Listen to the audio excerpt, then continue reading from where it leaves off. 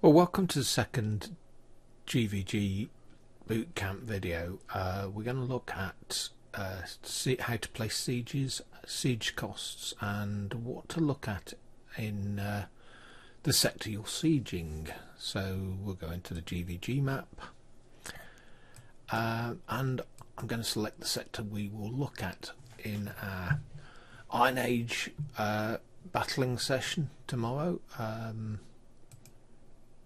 And I'm going to look at what's currently in that sector that we're going to attack. You'll see there are a number of armies that have had some taken out of them.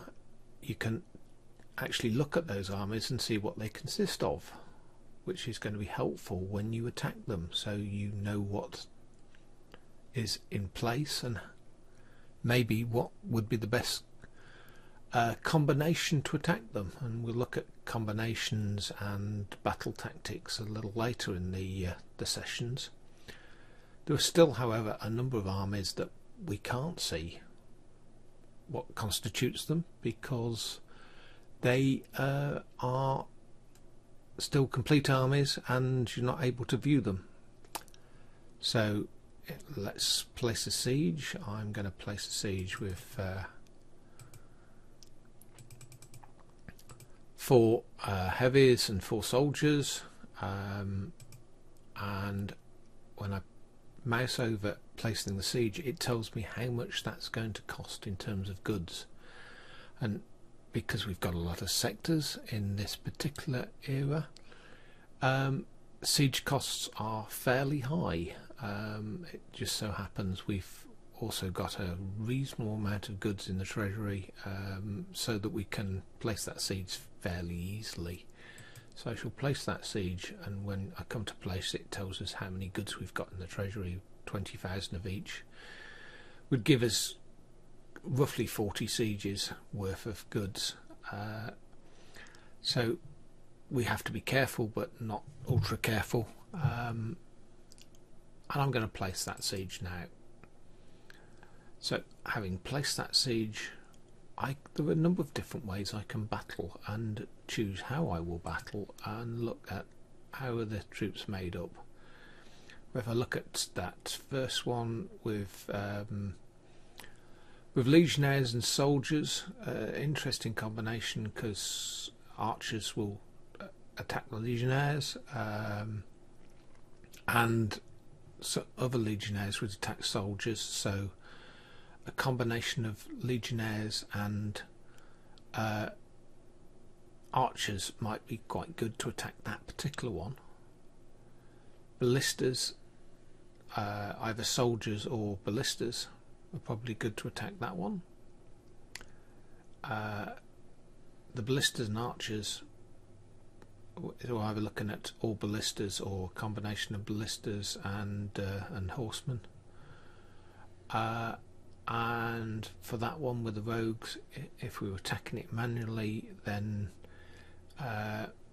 again, soldiers or maybe even legionnaires would be good to attack that particular one. So quite a mixed nest and a mixed group.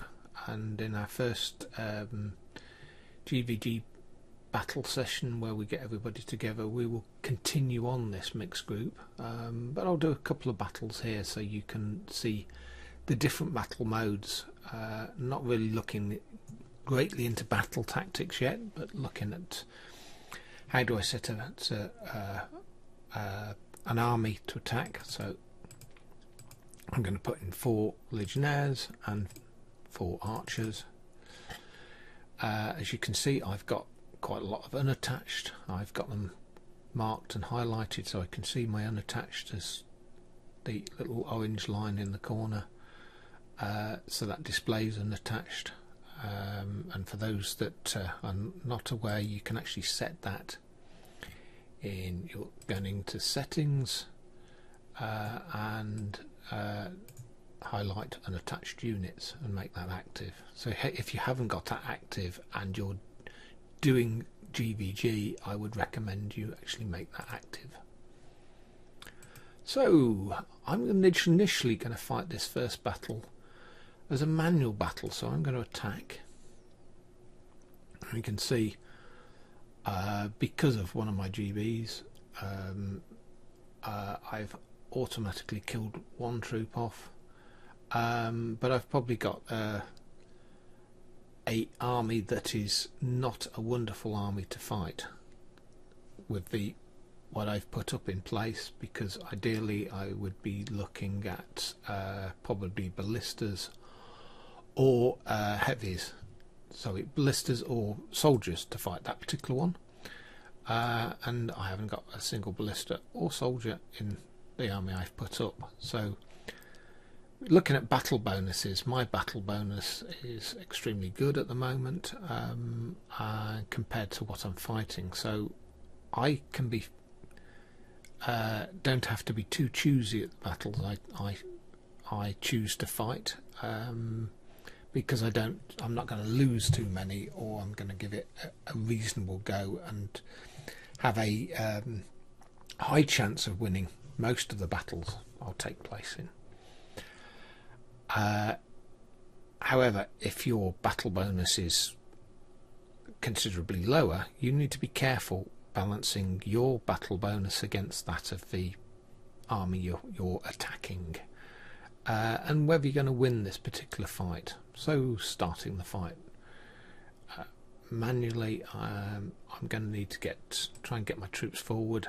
My archers are going to be threatened fairly quickly, I would have thought. So I can have a go at that particular one. My legionnaires are going to be threatened as well. This is going to be a battle that's going to be difficult to win.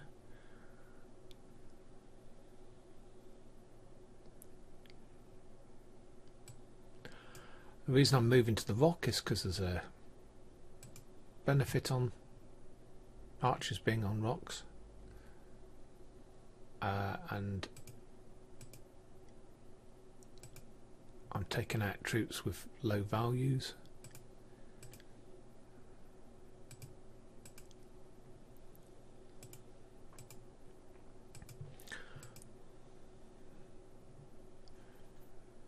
I need to get close to these ballistas as soon as I possibly can.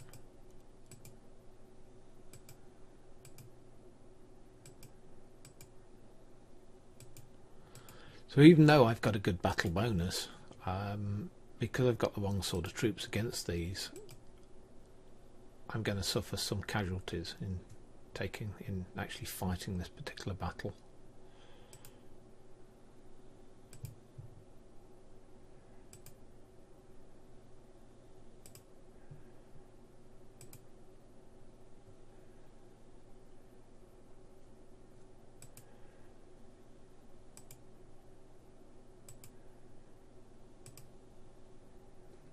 So I won that battle.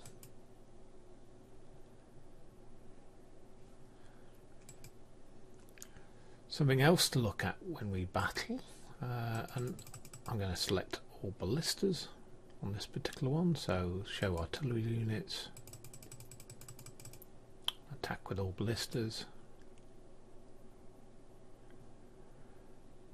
And what it's selected and put against me is the worst thing that ballistas can actually have against them, which is soldiers.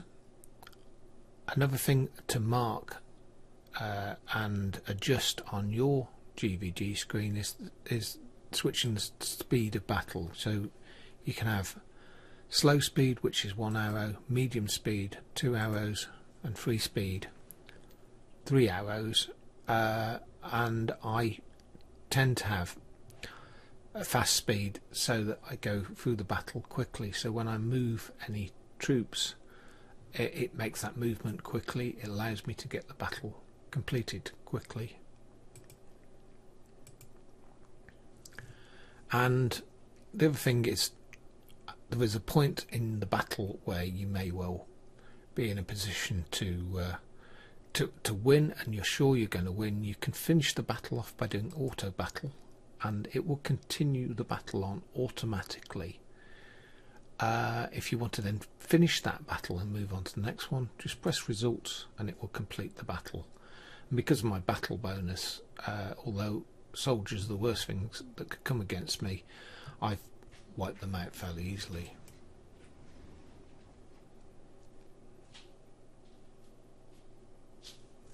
The final thing to show you on that is